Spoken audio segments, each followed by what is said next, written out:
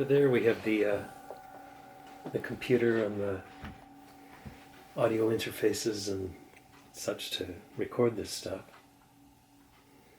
There's an electronic drum kit.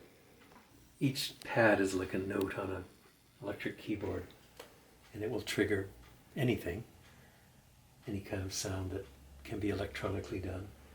They're fun. They're not as much fun as the real thing. It doesn't move the same air.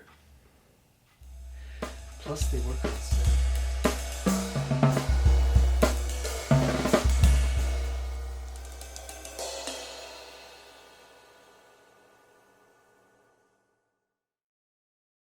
I had a teacher from age 11 to 15, and he kind of kicked me out because he said he taught me everything he knew. And the rest has been on the job or self-taught.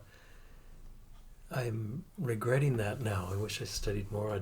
If I ever have time and money in the future, I'd like to do more. Early years was heavier rock. Got bitten by jazz when I was about 19. It's funny, people tried for years. While I was in high school, they tried to get me into jazz. I wasn't ready. Finally, a rock band I was playing in, the bass player had just gotten into it and played me a Miles Davis record from the mid-60s. And of course, being a drummer, I focused on the drummer who was one of the game changers at the time. And I think I said, "What's he doing?" And the next question I had was, how big is his drum set? Because he got hundreds of sounds out of this tiny little drum set. And then I was bitten, which is good and bad. Jazz is not a money-making music, right? It's too complex for most people. You have to be involved. In the 30s and 40s, it was kind of everything. It was the art music, it was the dance music, it was the popular music. But it got so complex after World War II that it lost a lot of their audience.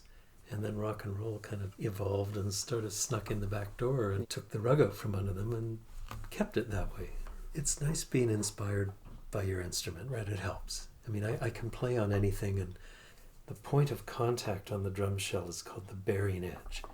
And that's very essential, that it has to be accurately done or you don't get a good sound. The old drums weren't paid attention to, the new drums are. This particular drum manufacturer, I bought one of his snare drums 7 years ago, and it changed my life because the sound was just resonated so much more.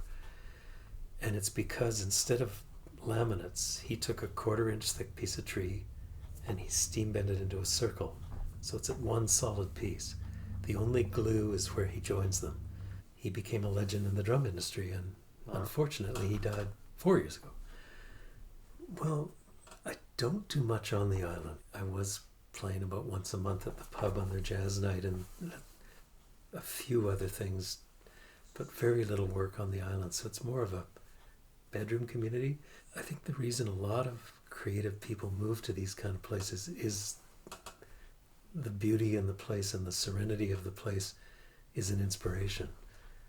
So I know that's why I want to be here.